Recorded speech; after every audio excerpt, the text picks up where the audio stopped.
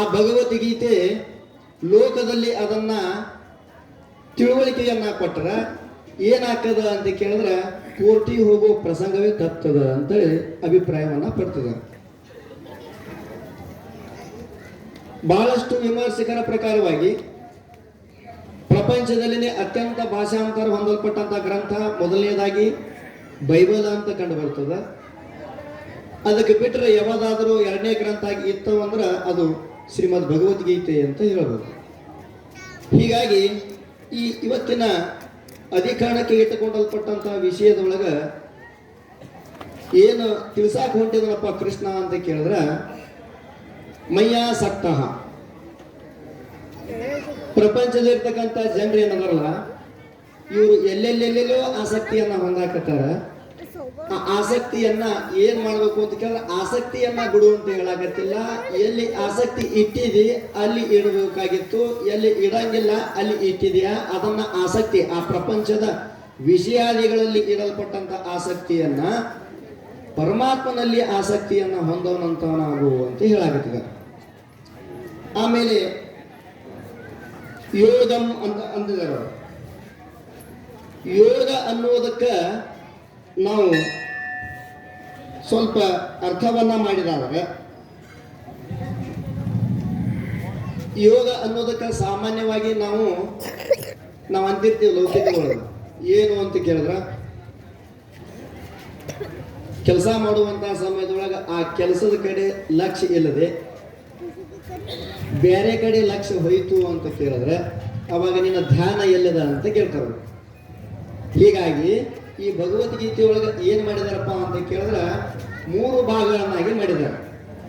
ಯೋಗ ಅನ್ನೋದಕ್ಕೇನು ಇಲ್ಲಿ ಚಿತ್ತ ನಿಗ್ರಹ ಅಂತೇಳಿ ಒಂದು ರೀತಿಯಿಂದ ಅರ್ಥ ಆದ್ರೂ ಕೂಡ ಇಲ್ಲಿ ಕರ್ಮಯೋಗ, ಧ್ಯಾನ ಯೋಗ, ಜ್ಞಾನ ಯೋಗ ಅಂತೇಳಿ 3 ಭಾಗಗಳನ್ನಾಗಿ ವಿಂಗಡಣೆ ಮಾಡಾಕತ್ತಿದ್ದಾರೆ.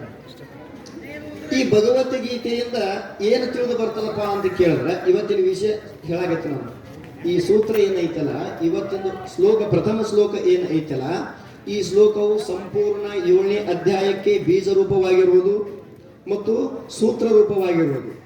ಸಂಪೂರ್ಣ 7ನೇ ಅಧ್ಯಾಯಕ್ಕನೆ 1ರಿಂದ ಯಾಕಪ್ಪ ಅಂತ ಕೇಳಿದ್ರೆ ಇವೆಲ್ಲ ಗ್ರಂಥಗಳು ಇರುವುದು ತಮ್ಮ ಸ್ವರೂಪವನ್ನ ತಿಳಿಸುವುದಕ್ಕೋಸ್ಕರವಾಗಿನೇ ಇರ್ತಕ್ಕಂಥ ಗ್ರಂಥಗಳದವ. ಈ ಭಗವದ್ಗೀತೆಯೊಳಗ 3 ಭಾಗಗಳನ್ನಾಗಿ ಮಾಡ್ತಾರೆ.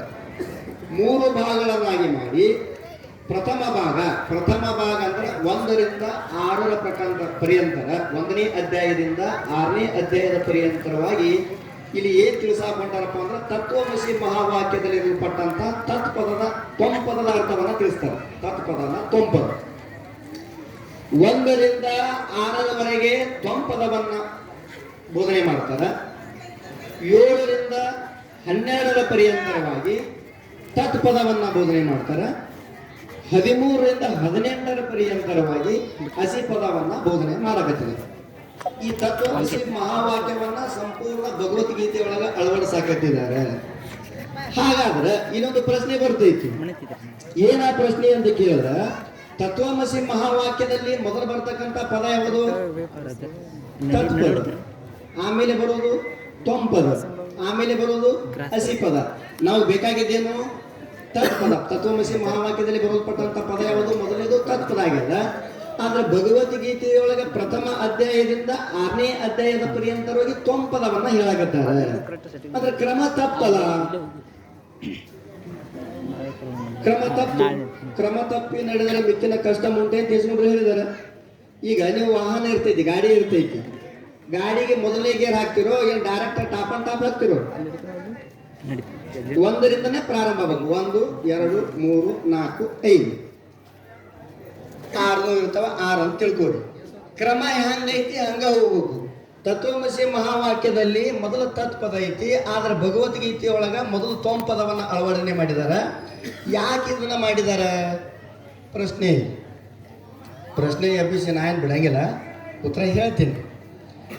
ಯಾಕೆ ಮೊದಲು ತ್ವಂಪದವನ್ನ ಅಳವಡಿಸಿದ್ರು ಅಂತ ಕೇಳಿದ್ರೆ ನಾವು ವ್ಯವಹಾರದೊಳಗೆ ಲೌಕಿಕದೊಳಗೆ ವ್ಯವಹಾರದೊಳಗೆ ನೀನು ಅಂತ ಹೆಚ್ಚಿಗೆ ಬಳಕೆ ಮಾಡ್ತೀವೋ ಏನು ಅವನು ಅಂತ ಹೆಚ್ಚಿಗೆ ಬಳಕೆ ಮಾಡ್ತೀವಿ?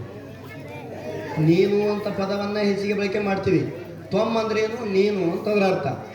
ಇದಕ್ಕೆ ಇನ್ನೊಂದು ಬಲವಾದ ಉತ್ತರ ಏನು ಅಂತ ಕೇಳಿದ್ರೆ ಭಾಳ ಚಂದ ಐತಿ. ಸ್ವಲ್ಪ ಲೇಟ್ ಆದ್ರೂ ಪರವಾಗಿಲ್ಲ, ವಿಷಯ ಅದು ಯಾಕೆ ಮೊದಲು ತ್ವಮ್ ಪದವನ್ನ ಅದ್ರಾಗ ಅಳವಡನೆ ಮಾಡಿದ್ರು ಅಂತ ಕೇಳಿದ್ರೆ, ಜನಕ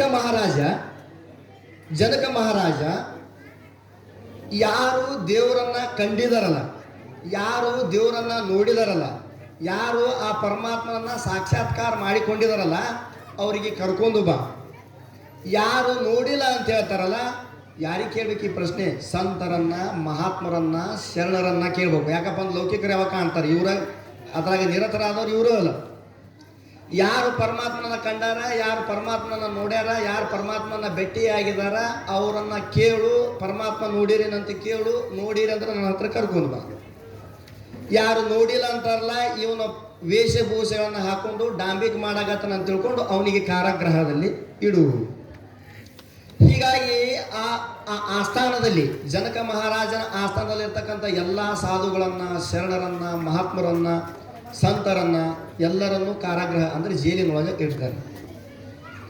ಅವಾಗ ಅಷ್ಟಾವಕ್ರ ಅಂತಕ್ಕಂಥ ಒಬ್ಬ ಬಾಲಕ, ಸಣ್ಣ ಬಾಲಕ ತಾಯಿಯನ್ನು ಕುರಿತು ಕೇಳ್ತಾನ, ನನಗೆ ತಿಳುವಳಿಕೆ ಬಂದಾಗಿನಿಂದ ತಂದೆಯನ್ನ ನಾನು ನೋಡಿಲ್ಲ, ಅದಕ್ಕೆ ನಮ್ಮ ಅಪ್ಪ ಯಾರು ಮತ್ತು ಅವನ ಹೆಸರೇನು, ಅವ ಎಲ್ಲಿದಾನೆ? ನಿಮ್ಮ ಅಪ್ಪನ ಹೆಸರ ಕಹೋಳು ಋಷಿ ಅಂತ. ಅವ ಎಲ್ಲಿದಾನಪ್ಪ ಅಂದ್ರೆ ರಾಜನ ಸೆರೆಮನಿಯೊಳಗದನ ಅಂತ ಅಂದ ಬಳಕ ಅಂತ ಅಪರಾಧ ನಮ್ಮ ತಂದೆ ಏನು ಮಾಡ್ದ ಅಂತೇಳಿ ಇವ ಅಷ್ಟಾವಕ್ರ ಕೇಳಿದಾಗ, ಏನಿಲ್ಲಪ್ಪ, ರಾಜ ಒಂದು ಆದೇಶವನ್ನು ಹೊರಡಿಸಿದಾನ. ಯಾರು ದೇವರನ್ನ ನೋಡಿನಿ ಅಂತ ಹೇಳ್ತಾರಲ್ಲ ಅವ್ರಿಗೆ ಕರ್ಕೊಂಬರ್ಬೇಕು. ಯಾರು ನೋಡಿಲ್ಲ ಅಂತ ಹೇಳ್ತಾರಲ್ಲ ಅವ್ರಿಗೆ ಜೇಲ್ನಾಗ ಹಾಕಬೇಕು ಅಂತ ಒಂದು ಆದೇಶ ಮಾಡಿದಾನ. ದೇವರನ್ನ ನೋಡಿದ್ರೆ ಹೊಳ್ಳಿ ರಾಜಾಗ ತೋರಿಸ್ಬೇಕಲ್ಲ, ಆ ತೋರಿಸುವಂಥ ಸಾಮರ್ಥ್ಯ ಇಲ್ಲದೇ ಇರುವುದರಿಂದ ಎಲ್ಲರನ್ನ ಕೂಡಿ ಕಾರಾಗೃಹ ಜೇಲೊಳಗೆ ಇಟ್ಟಿದಾನಪ್ಪ ಅಂತಂದ ಬಳಕ ಅವನು ಅದ ತಲೆಯೊಳಗೆ ಲಕ್ಷ ಕೊಡ್ರಿ, ನಾ ಏನು ಹೇಳ್ತೀನಿ ನಾನು ಅದನ್ನ ತಲೆಯೊಳಗೆ ಅದನ್ನ ಸ್ಮೃತಿ ಮಾಡ್ತಾ ಸೈನಿಕರಿಗೆ ಹೇಳ್ತಾನ, ನಿಮ್ಮ ರಾಜಾಗ ಹೇಳು, ನಾ ನಾಳೆಗೆ ಆಸ್ಥಾನಕ್ಕೆ ಬರಾಕತ್ತೀನಿ, ದೇವ್ರಂದ್ರೆ ಯಾರು ಏನು ಅಂತ ತೋರ್ಸಾಕ ಬರಾಕತ್ತೀನಿ ಅಂತ ಹೇಳ್ತಾನೆ. ಇಷ್ಟೊಂದು ಸಣ್ಣ ಬಾಲಕ ದೇವರನ್ನ ತೋರಿಸ್ತೀನಿ ಅಂತ ಹೇಳಾಕತ್ತಾನ. ಇವ ಹೇಳೋದು ಏನೋ ಯಾಕಪ್ಪ ಅಂತ ಕೇಳಿದ್ರೆ, ಬಾಲಾದಪಿ ಶುಭಾಷಿತಂ ಗ್ರಾಹ್ಯ, ಸಣ್ಣವ ಇರಲಾಕ ದೊಡ್ಡ ಮಾತಾಡ್ತೀನಿ ಅಂದ್ರೆ ಅದನ್ನು ಗ್ರಹಿಸ್ಬೇಕಾಗ್ತದ. ಹೀಗಾಗಿ ರಾಜನ ಮುಂದೆ ಈ ವಿಷಯನ ವ್ಯಕ್ತಪಡಿಸಿದಾಗ ಹೇಳಾಕ ಬರಂಗಿಲ್ಲ, ಯಾವ ಹುತ್ತದೊಳಗೆ ಯಾವ ಹಾವು ಇರ್ತೈತಿ ಹೇಳಾಕ ಬರಂಗಿಲ್ಲ. ಹುಡುಗ ಸಣ್ಣದಿದ್ರು ಪರವಾಗಿಲ್ಲ, ಅವನಿಗೆ ಕರ್ಕೊಂಬ ಅಂದ ಬಳಕ ಇಡೀ ಆಸ್ಥಾನದ ಪಂಡಿತರು, ವಿದ್ವಾಂಸರು, ಸುತ್ತಮುತ್ತಲಿರ್ತಕ್ಕಂಥ ಮಹಾರಾಜರೆಲ್ಲ ರಾಜನ ಪ್ರಶ್ನೆಗೆ ಉತ್ತರ ಕೊಡುವಂಥ ಒಂದು ಸಣ್ಣ ಪುಟ್ಟ ಬಾಲಕ ಉತ್ತರ ಕೊಡಕ್ಕೆ ಹೊಂಟಾನ. ಆ ಉತ್ತರ ಏನು ಕೊಡ್ತಾನ, ಹ್ಯಾಂಗೆ ಕೊಡ್ತಾನ ಮತ್ತು ದೇವರನ್ನ ಹ್ಯಾಂಗೆ ತೋರಿಸ್ತಾನ ಅನ್ನೋ ಕುತೂಹಲದಿಂದ, ಒಂದು ಕ್ಯೂರಿಯಾಸಿಟಿಯಿಂದ ಎಲ್ಲರೂ ಆಸ್ಥಾನಕ್ಕೆ ಬಂದಿರ್ತಾರೆ. ಅವಾಗ ಜನಕ ಮಹಾರಾಜನ ಹತ್ರ ಅಷ್ಟಾವಕ್ರ ಬರ್ತಾನೆ. ಅಷ್ಟಾವಕ್ರ ಬಂದ ಬಳಿಕ, ರಾಜ ಏನು ಬೇಕಾಗಿತ್ತು ನಿನಗೂ ಅಂತ ಕೇಳ್ತಾನೆ. ನನಗೆ ಏನು ಬೇಕಾಗಿಲ್ಲ, ದೇವರಿಗೆ ನೀನು ನೋಡಿದೇನು ಅಂತ ಕೇಳ್ತಾನೆ. ಹೌದು, ನಾನು ನೋಡೀನಿ ಅಂತಾನೆ. ಪ್ರಪಂಚದಾಗ ಇನ್ನೂ ತನಕ ದೇವ್ರು ನೋಡೀನಿ ಅಂತ ಹೇಳಿದವ್ರು ಯಾರು ಇಲ್ಲ. ಪ್ರಥಮದೊಳಗೆ ನೀ ಮೊದಲು ದೇವ್ರಿಗೆ ನೋಡೀನಿ ಅಂತ ಹೇಳಿದಿ, ನಿನಗೆ ನಾ ಸಾಷ್ಟಾಂಗ ನಮಸ್ಕಾರ ಮಾಡ್ತೀನಿ ಅಂತ ಮೊದಲು ನಮಸ್ಕಾರ ಮಾಡ್ತಾನೆ. ಆಮೇಲೆ ನನಗೂ ತೋರಿಸ್ತೀನಿ ಅಂತ ಕೇಳ್ತಾನೆ.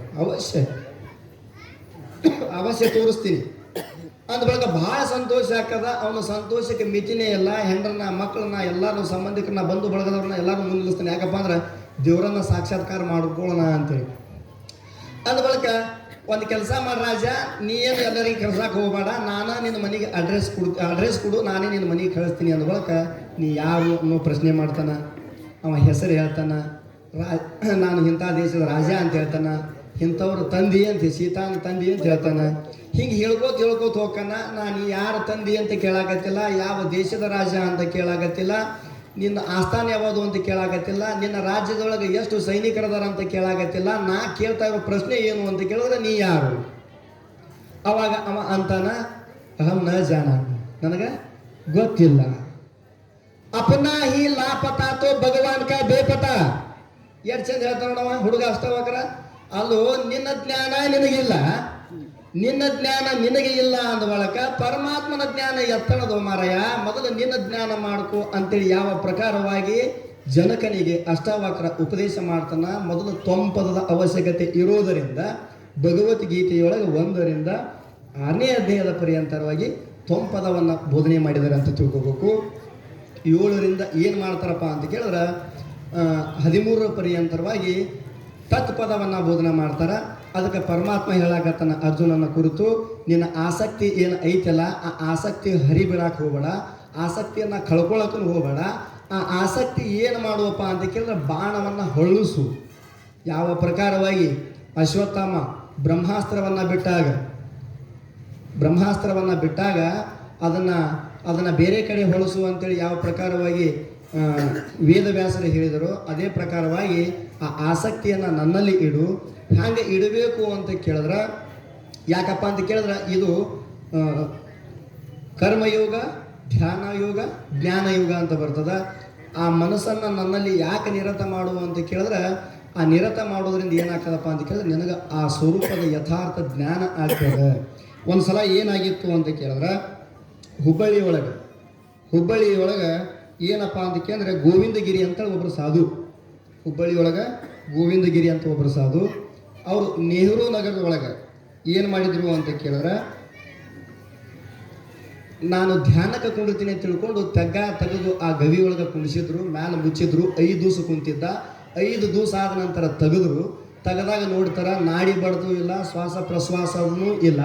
ಹೀಗಾಗಿ ಅವರು ಏನು ತಿಳ್ಕೊತಾರಪ್ಪ ಅಂತ ಕೇಳಿದ್ರೆ ಇವರು ದೇಹವನ್ನು ತ್ಯಾಗ ಮಾಡಿದಾರೆ ಅಂತ ತಿಳ್ಕೊತಾರ. ಅದಕ್ಕೆ ಅವರು ಶಿಷ್ಯರನ್ನು ಮೊದಲೇ ಹೇಳಿರ್ತಾರೋ ಏನು ಅಂತ ಕೇಳಿದ್ರೆ, ಯಾವಾಗ ಡಾಕ್ಟ್ರುಗಳು ಇವಂದು ಹೋಗೈತಿ ಅಂತ ಹೇಳ್ತಾರೆ ಅವಾಗ ಆ ನಿಂಬೆ ಹಣ್ಣನ್ನು ಒಂದು ಕೊಟ್ಟಿರ್ತಾರವರು, ಅದನ್ನು ಕಣ್ಣಿಗೆ ಮೂಗಿಗೆ ತಲೆಗೆ ಹಚ್ಚಿದಾಗ ಎಚ್ಚರ ಆಕೈತಿ ಅಂದ ಬಳಿಕ ಆ ಶಿಷ್ಯರು ಅದೇ ಪ್ರಕಾರವಾಗಿ ಮಾಡ್ತಾರೆ. ಅವ ಸತ್ತಂಥ ಮನುಷ್ಯ ಹೊಳ್ಳಿ ಹುಟ್ಟಿ ಬರ್ತಾನೆ.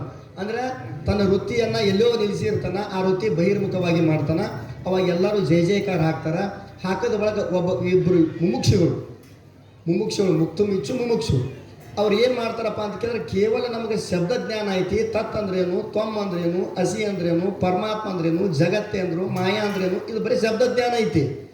ಆದರೆ ನಿಜವಾದ ಅನುಭವ ನೋಡಿದ್ರೆ ಇಲ್ಲಿ ಐತಿ. ಈ ಅನುಭವ ನಮಗೆ ಬರಬೇಕಾಗಿದೆ ಅಂದ ಬಳಿಕ ಅವರಿಗೆ ಶಿಷ್ಯತ್ವವನ್ನು ವಹಿಸ್ಕೊಂಡು ನಾವು ಜ್ಞಾನವನ್ನು ಪಡ್ಕೊಳ್ಳೋಣ ತಿಳ್ಕೊಂಡು ಆ ಗುರುಗಳ ಅಂತಕ್ಕೆ ಹೋಗಿ ಏನು ಮಾಡ್ತಾನಪ್ಪ ಅಂತ ಕೇಳಿದ್ರೆ, ನೀವು ಏನಿರ್ತಕ್ಕಂಥ ಅವಸ್ಥೆ ಐತಲ್ಲ ಆ ಅವಸ್ಥೆ ನಮಗೂ ಕೊಡ್ರಿ, ಆತ್ಮಸ್ವರೂಪವನ್ನು ನಮ್ಗೆ ಬೋಧನಾ ಮಾಡ್ರಿ ಅಂತೇಳಿ ಅಂದ ಬಳಿಕ ಆ ಗೋವಿಂದಗಿರಿ ಅನ್ನೋ ಸ್ವಾಮಿಗಳು ಹೇಳ್ತಾರೆ. ಏನು ಹೇಳ್ತಾರಪ್ಪ ಅಂತ ಕೇಳಿದ್ರೆ, ನೋಡಪ್ಪ, ಆತ್ಮ ಅನ್ನೋದು ನನಗೆ ಗೊತ್ತೇ ಇಲ್ಲ. ಯಾಕಪ್ಪ ಅಂತ ಕೇಳಿದ್ರೆ ಯೋಗ ಚಿತ್ತವೃತ್ತಿ ನಿರೋಧ ಸ್ವರೂಪ. ಪತಂಜಲಿ ಶಾಸ್ತ್ರದೊಳಗೆ ಹೇಳ್ತಾರೆ, ನಾನು ಕೇವಲ ಮನಸ್ಸನ್ನು ನಿಗ್ರಹ ಮಾಡಿದ್ದೀನಿ ಹೊರತಾಗಿ ಮರಾಠಿ ಒಳಗೆ ಒಂದು ಭಾಳ ಚಂದ ಸುಂದರವಾದಂಥ ಮಾತು ಹೇಳ್ತಾರೆ. ಆ ಮಾತು ಏನು ಅಂತ ಕೇಳಿದ್ರೆ, ನಿದ್ರೆಗೂ ಮತ್ತು ಯೋಗಕ್ಕೂ ಏನು ವ್ಯತ್ಯಾಸಪ್ಪ ಅಂತ ಕೇಳಿದ್ರೆ, ಶೂನ್ಯಾಗ್ರಹನೂ ವೃತ್ತಿ ಆಗ್ತದೆ, ಅನೇಕಾಗ್ರಹನೂ ವೃತ್ತಿ ಆಗ್ತದೆ, ಏಕಾಗ್ರನೂ ವೃತ್ತಿ ಆಗ್ತದೆ. ನಿದ್ದೆಯೊಳಗೆ ಶೂನ್ಯಾಗ್ರಹ ಆಗ್ತದ, ಯೋಗದೊಳಗೆ ಏಕಾಗ್ರಹ ಆಗ್ತದ, ಆಮೇಲೆ ಅನೇಕಾಗ್ರಹ ಆಗ್ತದೆ. ನಮ್ಮ ಮನಸ್ಸು ಎಲ್ಲ ಕಡೆ ಹರಿದಾಡ್ತಿತ್ತು ಅಂದ್ರೆ ಅದಕ್ಕೆ ಅನೇಕಾಗ್ರಹ ಅಂತಾರೆ. ಹುತ್ತಾಗ, ನಿತ್ತಾಗ, ಹೊರಟಾಗ, ನಿದ್ದೆ ಬರಾಗತ್ತಿತ್ತು